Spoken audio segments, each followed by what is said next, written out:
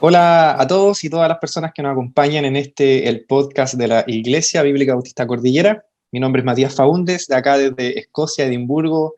Es un placer para mí compartir nuevamente con Pastor Luis Yáñez este podcast que está conectado con los grupos de cuidado de nuestra congregación.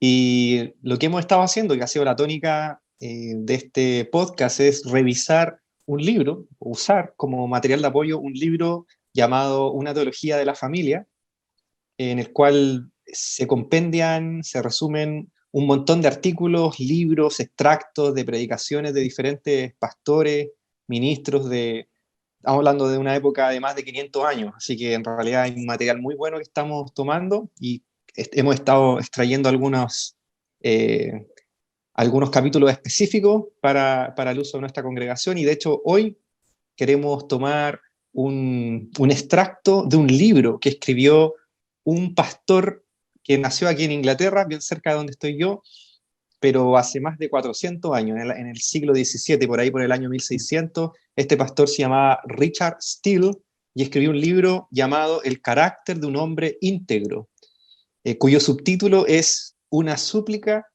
por la integridad personal. Me gusta mucho el título de este libro y el subtítulo porque efectivamente es el corazón de este libro. Es una súplica a la congregación, a los creyentes, a los cristianos, a crecer y fortalecerse en la integridad bíblica. Y hoy día justamente queremos tomar un extracto de ese libro, que es básicamente 5 principios de cómo es el corazón íntegro. Así se titula, el corazón o la naturaleza de la integridad bíblica. Y hoy queremos, por supuesto, tener este podcast enfocado en la familia, así que para cualquiera de ustedes va a ser un podcast interesante, pero el enfoque principal y particular del día de hoy va a ser para aquellos hombres y mujeres solteras, ¿sí? Sea que estén pensando o no, planificando o no el matrimonio. Queremos hoy justamente reflexionar en torno a la integridad y en lo importante que es buscarla, fortalecerla en este periodo, en esta etapa tan importante de nuestras vidas. Así que vamos a tener tiempo para reflexionar en torno a eso hoy, pero queremos pedirle, por supuesto, la guía al Señor, así que vamos a ir en oración antes de revisar estos 5 principios junto a Pastor Luis. Oremos. Señor, queremos darle las gracias por tener la posibilidad de usar la tecnología para la edificación del cuerpo de Cristo, de la iglesia. Queremos tener un tiempo de reflexión en torno a este concepto de la integridad cristiana, la integridad bíblica, justamente a la luz de las Escrituras. Queremos aprender, Señor, de lo que el mismo Espíritu Santo que tenemos nosotros le ha hablado a otras personas a lo largo de la historia de la iglesia. Y en este caso nos vamos a remontar a 400 años atrás, a un pastor que escribió acerca de este tema, a que el Espíritu Santo le habló y lo utilizó para edificar a la congregación en esa época. Queremos tomar lo mejor de eso el día de hoy y aplicarlo quizás a nuestro contexto, sabiendo que son los mismos principios de tu palabra los que tienen un valor eterno, y queremos justamente enfocarnos ahí. Señor, úsanos, usa a tu espíritu y tu palabra en conjunto para enseñarnos, Señor, e iluminar nuestro corazón. Así que pedimos tu guía, Señor, en el nombre del Señor Jesucristo. Amén. Amén. Pastor Luis, ¿qué tal si comenzamos con el primer principio? Claro que sí. De hecho, bueno, como tú recién nombrabas, Matías, esto trata sobre la naturaleza del hombre íntegro, pero vamos a estar enfocados directamente también a aquellos jóvenes y mujeres solteras de nuestra iglesia que están pensando quizás en comenzar alguna relación o está en su corazón esta duda de cómo tiene que ser un noviazgo. Y creo que nos vamos a enfocar específicamente en la persona y dando estos principios para en qué se tienen que enfocar antes de una relación.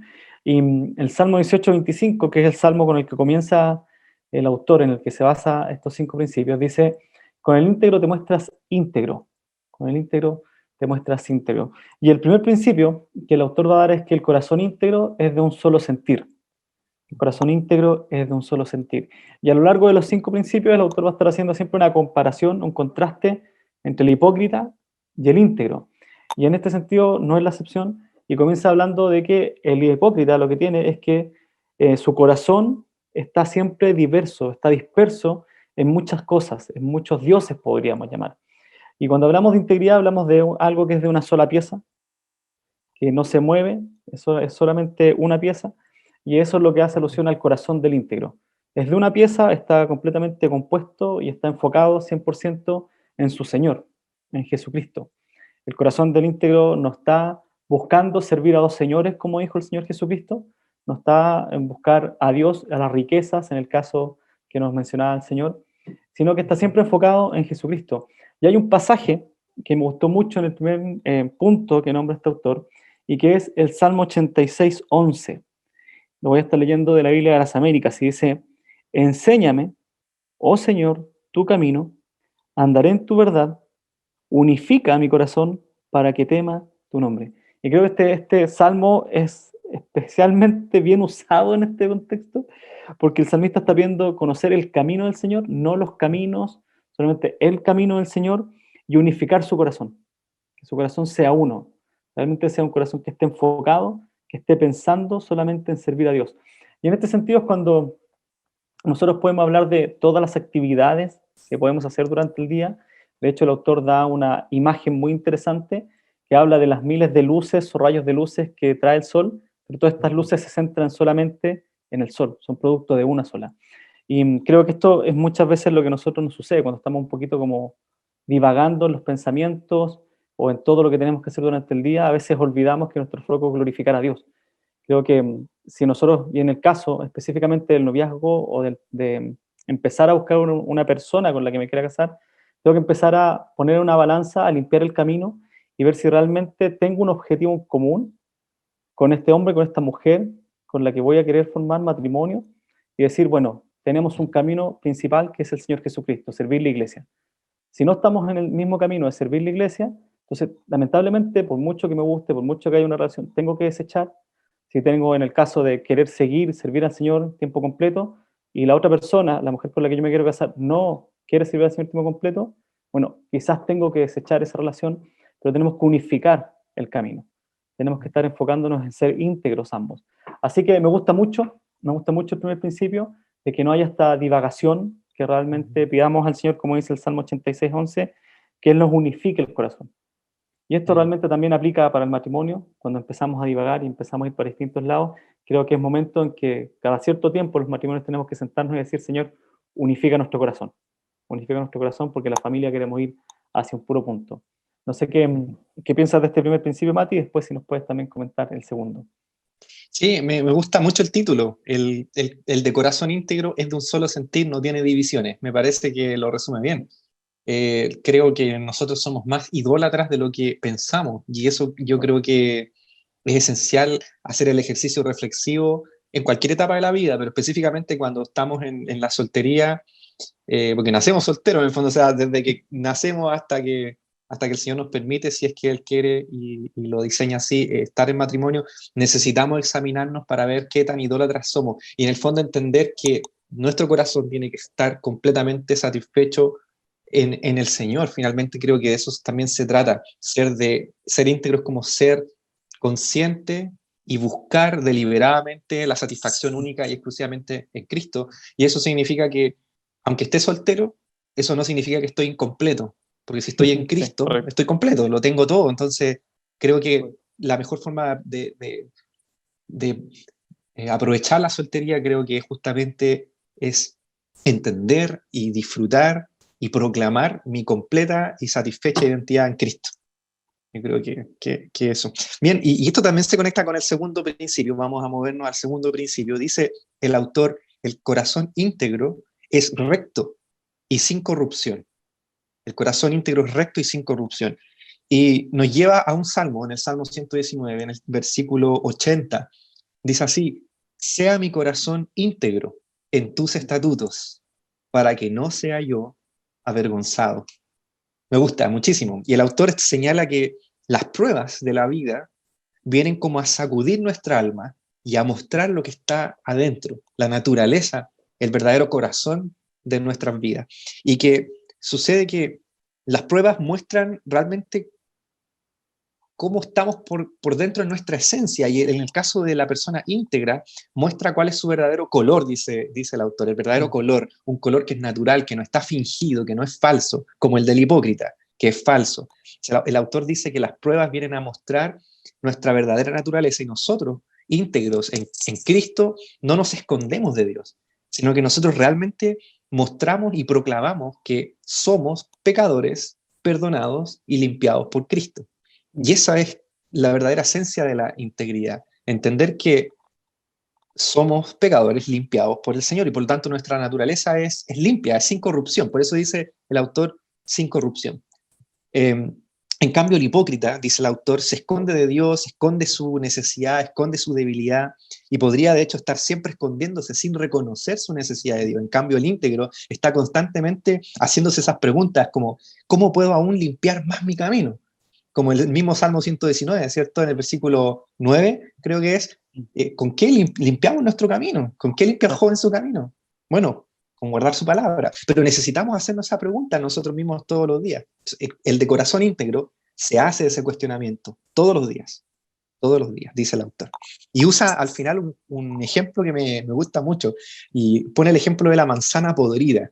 Él dice que la manzana podrida, en el caso de los hipócritas, por fuera puede parecer una manzana muy limpia, externamente hablando, quizás con un poco de cera, porque se finge un poco y se maquilla un poco el exterior, pero en el interior es una manzana completamente podrida, corrompida, porque su naturaleza está corrompida. En cambio, en el justo, en el íntegro, en el cristiano que ha sido perdonado y limpiado por Cristo, puede ser, y de hecho es natural y común, que por fuera tengamos manchas, ¿cierto? Porque pecamos, caemos, ¿cierto? En pecado, estamos en un proceso de crecimiento, de santificación, como dice la palabra, pero nuestra naturaleza por dentro, nuestra manzana, es limpia, y es limpia sin corrupción, porque Cristo nos limpió por medio del Evangelio.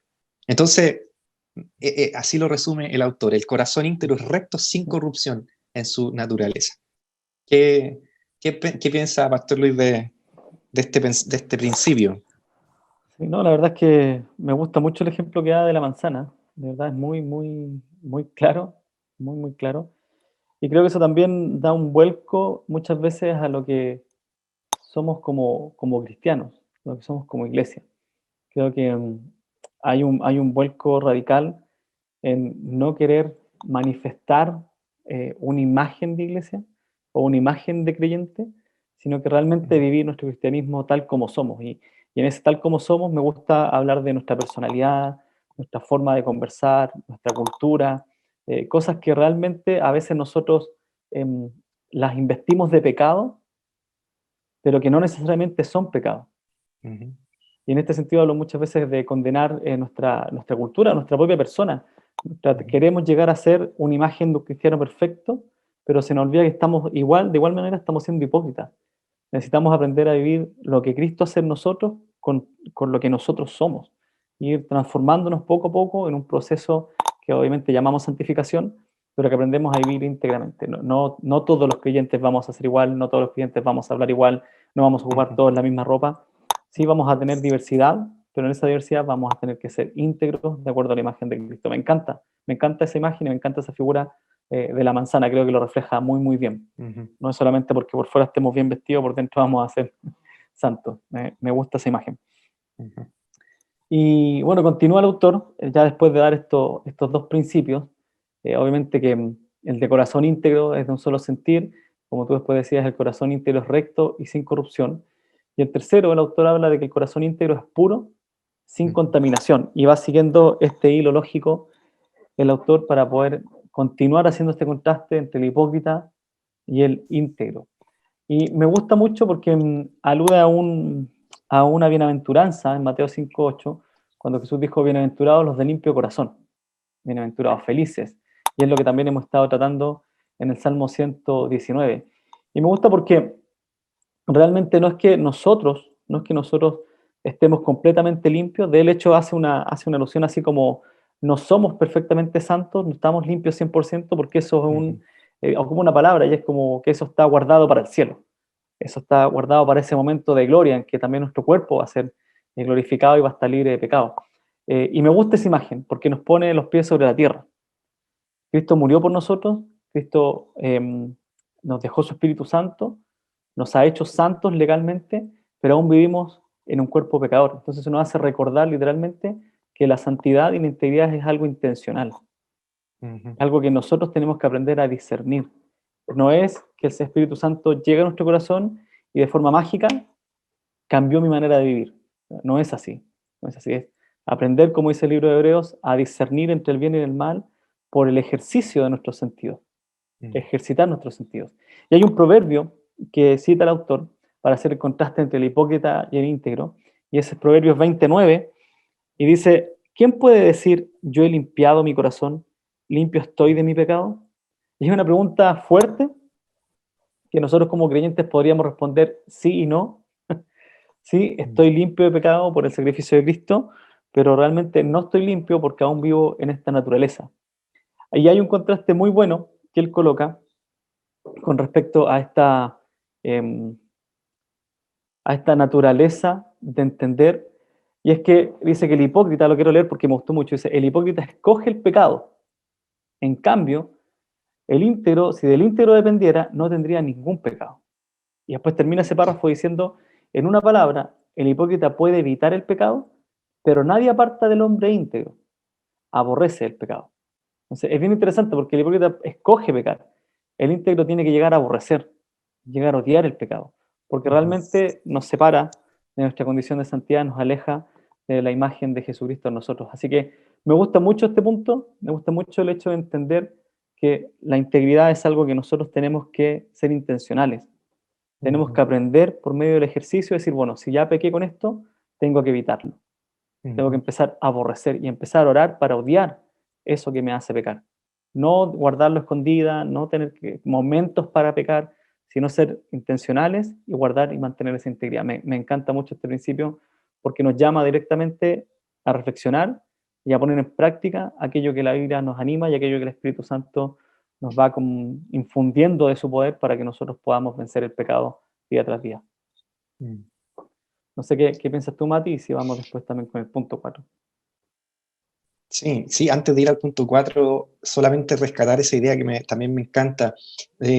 Santificación o santidad pueden ser palabras a veces confusas o que nos enredan un poco como en el vocabulario teológico. Sin embargo, en términos muy prácticos, podríamos entender la santidad como caminar, cultivar o fortalecernos en una integridad, y que eso significa, en términos muy prácticos en nuestra vida, amar lo que Dios ama y aborrecer lo que Dios aborrece. O, en otras palabras, odiar lo que Dios odia.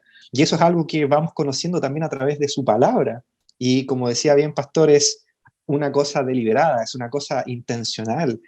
Sin duda que necesitamos la ayuda y el auxilio del Señor, y por eso está la oración, y por eso los grupos de cuidado, la iglesia, el congregarnos, pero necesitamos ser intencionales en conocer qué es lo que Dios ama, qué es lo que Dios odia. Y la santificación va a ser básicamente la transferencia de eso hacia nuestra vida práctica. Así que me gusta mucho el principio 3. Y el 4 sigue obviamente la misma lógica. El principio 4 dice así: el íntegro es perfecto y recto sin reservas. Sin reserva. Esa es como la clave de este principio. Sí. Porque el íntegro está, dice el autor, sujeto a Dios y a su soberanía. Está sujeto a sus caminos. En cambio, el hipócrita busca siempre excepciones. Como que el hipócrita está siempre diciendo que voy a ceder, pero solo un poco. Por ejemplo, un pecado que no quiero abandonar, una gracia que no quiero amar, o un deber que no quiero cumplir. Así lo plantea el autor. Y tiene sentido, porque el íntegro, desde el punto de vista bíblico, es una persona que ha encontrado su felicidad máxima en disfrutar de Dios y en complacer a Dios. Y por lo tanto, nuestro mayor objetivo es, como hablamos recién, aborrecer lo que Dios aborrece y amar lo que Dios ama.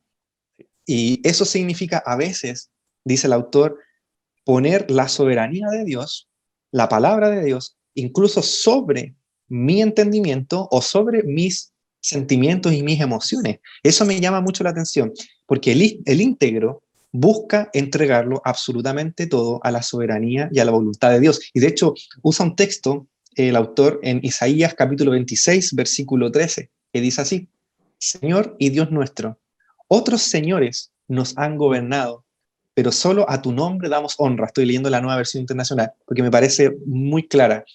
otros señores nos han gobernado, pero solo a tu nombre damos honra. Lo que está transmitiendo el autor acá es que en realidad Él es el único Señor sobre todos los señores. Y la aplicación que yo pensaba para nuestras vidas como cuando estamos en la etapa de la soltería particularmente, es que debemos abrazar la soberanía de Dios a tal punto que incluso lo que Dios dice, los pecados que debemos abandonar, las gracias que debemos amar, los deberes que debemos cumplir, estén entonces superior, arriba de nuestros mismos sentidos o de nuestras mismas percepciones. Y eso significa que a veces hay cosas que a lo mejor mi corazón no quiere dejar o no quiere hacer, pero si Dios dice que no lo haga, entonces Él sabe, él es mejor, Él es más bacán que yo, como una cosa así, lo pensaba así en práctico.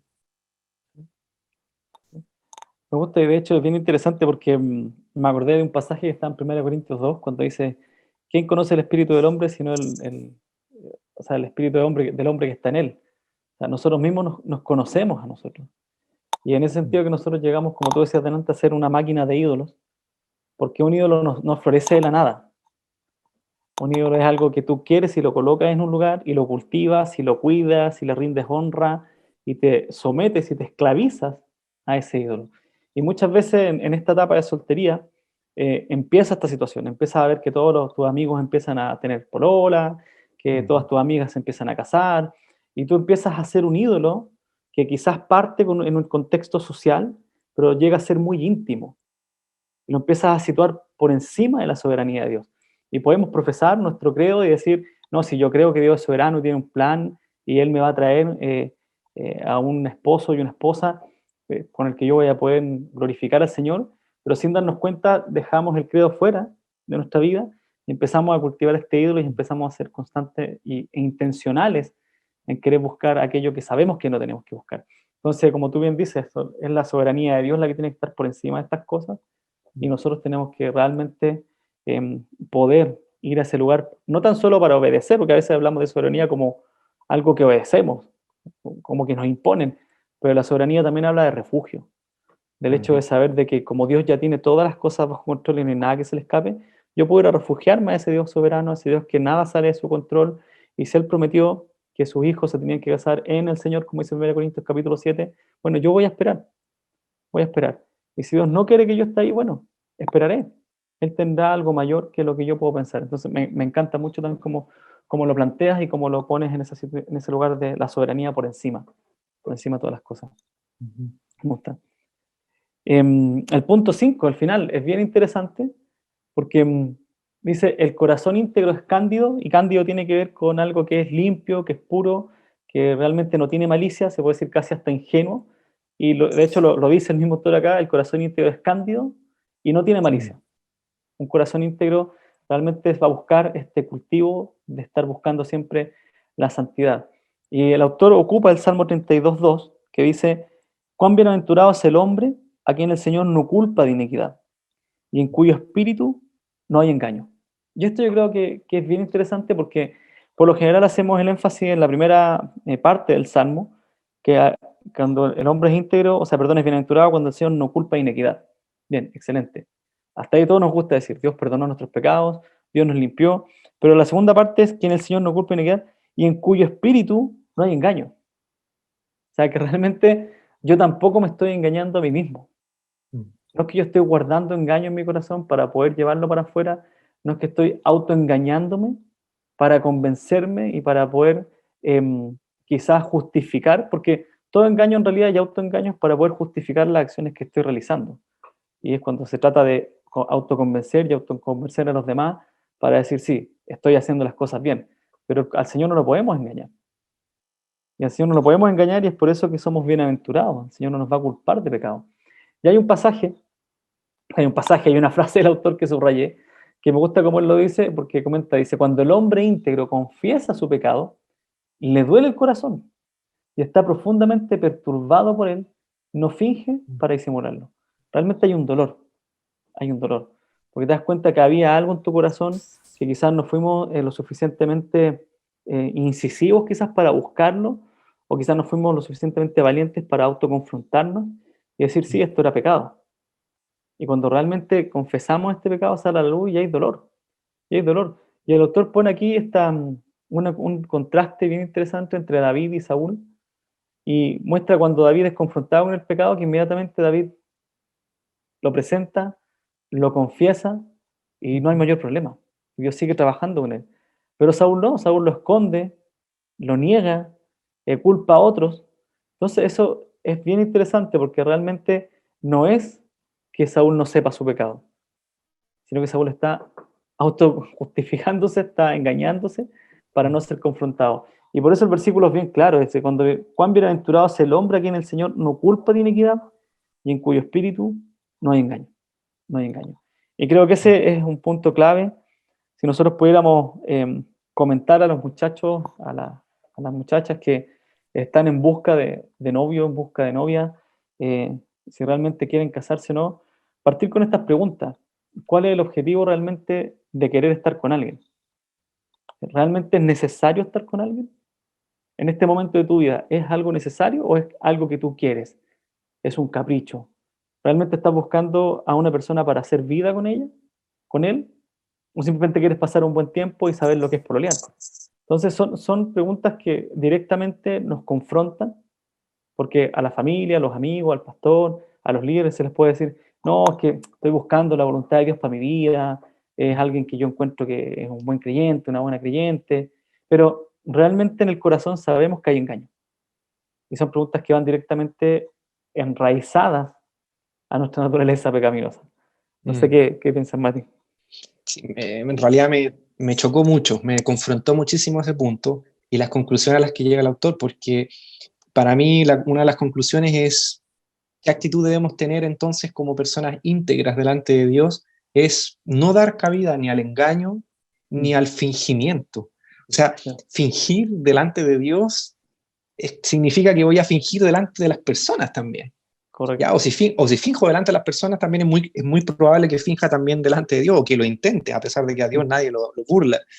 Pero por el otro lado, caminar hacia la integridad significa buscar esa candidez, como dice el autor, esa sinceridad delante de Dios, esa actitud de aquí estoy delante tuyo, soy un corazón completamente abierto que te necesita día a día. Yo creo que ahí está el fundamento de la integridad. Y esto aplica mucho a cómo nosotros nos relacionamos también unos con otros, porque, eh, por ejemplo, en la familia, ¿somos realmente cándidos? ¿Somos sinceros? ¿O hay cabida al fingimiento y al engaño? A lo mejor soy más transparente con mis amigos, pero no con mis padres o con mis hermanos, ¿me entiendes? Como yo creo que Dios quiere que generemos una verdadera cultura de candidez o de sinceridad, donde no haya espacio ni cabida al fingimiento. Y eso nos va a llevar sin duda a que incluso nuestra vida de oración con Dios sea así. Como, Señor, hoy día estoy abatido hasta el polvo, cándido, honesto, te necesito, estoy pecando, tengo ganas de pecar, como, sácame esto. O sea, ese tipo de vida devocional con Dios y con los demás, que no da cabida al fingimiento. Yo creo que ahí hay un fundamento importante para la integridad. ¿No? Y de hecho, para nosotros que somos padres, es bien interesante, porque muchas veces, bueno, yo he escuchado también a otros hermanos y hermanas que a veces nos comentan cómo generar estos lazos con nuestros hijos, cómo generar lazos con nuestras hijas cuando de repente están todo el día en el teléfono o empiezan, no hablan, son más para adentro. He escuchado un matrimonio la semana pasada, estábamos en casa conversando, y ellos me decían, nosotros les preguntamos intencionalmente, aunque sabemos lo que hicieron, cómo están o qué están haciendo, a pesar que estamos en pandemia todo el día en casa, pero intencionalmente les preguntamos para que ellos nos hablen y para saber que nosotros estamos ahí, que podemos conversar. Creo que es bien interesante, como tú dices, esta situación de poder también llevarlo a nuestros hijos, de poder llevarlo también a nuestras relaciones, a nuestro matrimonio, porque muchas veces tiene que ver con esta situación de honestidad en el hablar. Voy a ir a hablar honestamente. No voy a ir con rodeos para sacar una conversación, quiero hablar directamente con nuestro hijo, que nuestros hijos también nos vean siendo honestos. Que como padre, ahora que yo estoy como padre, digo, bueno, le quiero preguntar a mi hija, me tiene que responder porque son mis hijas, pero yo cuando era hijo, bueno, todavía soy hijo, pero preguntaba y decía, ¿por qué no me preguntas? ¿Por qué siempre quiere saber? Me impone, y si yo no le quiero contar, no le quiero contar.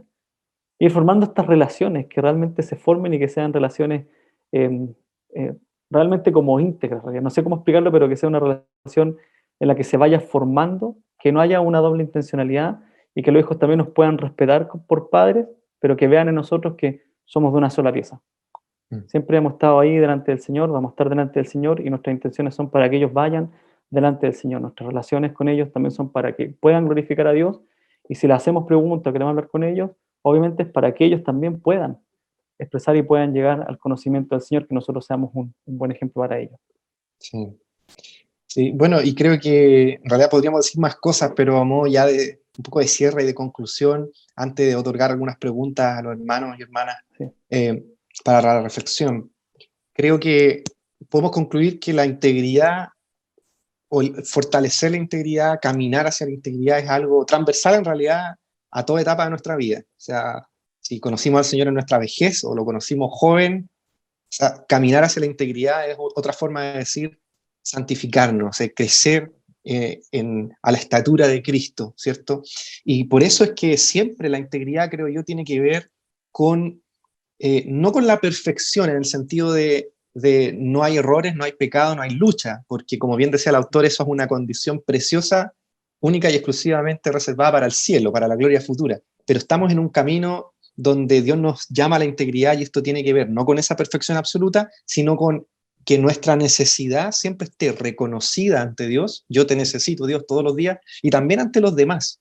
Yo necesito a otros, necesito congregarme, necesito aprender, necesito estar buscando a Dios en oración y satisfago todo eso en Cristo. Entonces, al final, la integridad tiene mucho que ver con el Evangelio, ¿no? Con lo que nosotros encontramos en el Evangelio, la obra de Cristo en nuestro corazón. Y en términos prácticos, la intencionalidad es importante, ¿no? O sea, es algo que tiene que ser intencional en nuestra vida.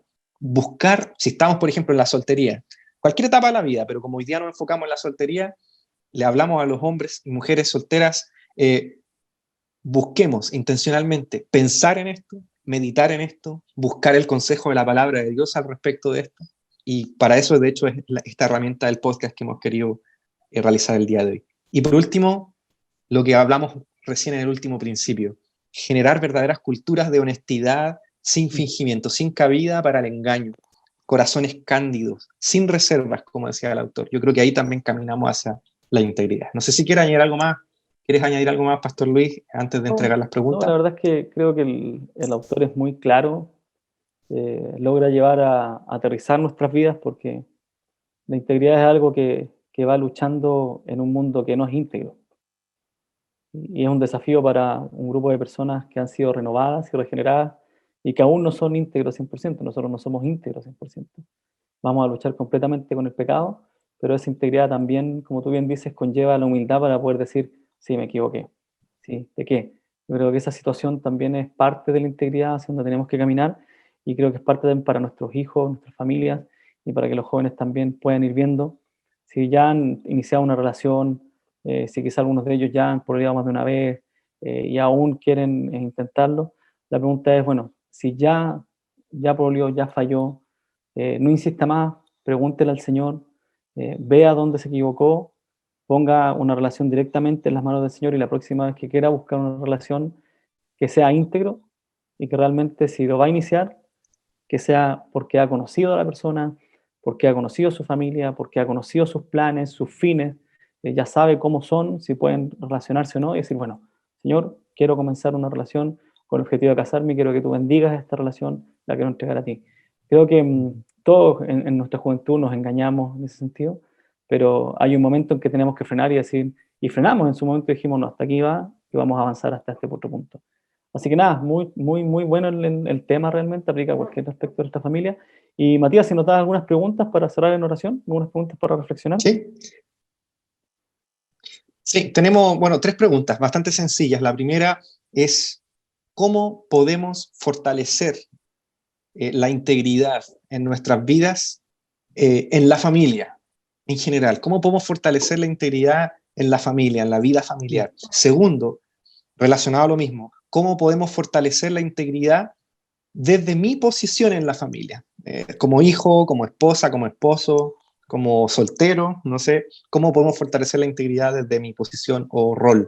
Y por último, la tercera pregunta es, desde el otro lado, ¿qué me está impidiendo fortalecer la integridad en mi vida. Y por lo tanto, ¿por qué motivo o razón puedo yo orar a Dios y pedir su ayuda? Repito, ¿qué me está impidiendo fortalecer la integridad en mi vida? Y por lo tanto, que pueda yo llevar eso en oración al Señor. Así que esas tres preguntas: ¿cómo fortalecer la integridad en la familia? ¿Cómo fortalecerla desde el punto de vista de mi posición en la familia? Y finalmente, ¿qué me está impidiendo fortalecer la integridad y cómo orar por ello? Súper, excelente. Nuevamente, gracias, Mati, por tu tiempo. Yo sé que estás con hartas cosas allá en Escocia, también con la Magdita. Así que gracias por tu tiempo. Vamos a orar y vamos a pedir al Señor que estos principios también puedan ser de bendición y de edificación para nuestras vidas y para la iglesia. Oremos. Amén. Señor, queremos ir delante de usted para dar gracias, Señor, por todos estos momentos que podemos tener para hablar, para conversar. Damos gracias por estos autores, Señor, por estos hombres que usted, Señor, ha usado en diferentes épocas. Y el día de hoy, Señor, nosotros podemos seguir aprendiendo de ellos, mi Señor. Queremos pedir, Señor, que aprendamos a ver, Señor, su soberanía, no tan solo como poder, no tan solo como un mandato, sino también como un refugio. Entender que su soberanía nos da la seguridad de que usted lo que ha establecido se va a cumplir. Usted, Señor, prometió que volverá por nosotros, usted prometió que estará con nosotros hasta el fin del mundo, y usted prometió que nos va a liberar de este cuerpo de pecado. Y queremos, Señor, vivir en esas promesas, queremos vivir día tras día enfocados en que su Espíritu Santo está en nosotros. Queremos dejar en especial en este momento a los jóvenes, a las mujeres, a los hombres solteros y a las mujeres solteras de nuestra iglesia, que usted les vaya dando un corazón desde ya íntegro, que ellos luchen por su integridad, para que puedan buscar un matrimonio que puedan glorificar, Señor. Pedimos por los padres de nuestra iglesia, por las madres, Señor, que usted también les ayude y nos ayude, Señor, a criar de buena manera, a criar en integridad, a poder tener lazos familiares íntegros, a tener un matrimonio íntegro y a poder avanzar como familias para que como iglesia, Señor, podamos ser una iglesia que le adora desde el centro del hogar. Queremos dejar este tiempo en sus manos, buscando siempre su gloria y su bendición. En Cristo Jesús. Amén. Amén. Muchas gracias, Mati. Nos vemos en otro podcast. Bendiciones. Exactamente. Chao, chao.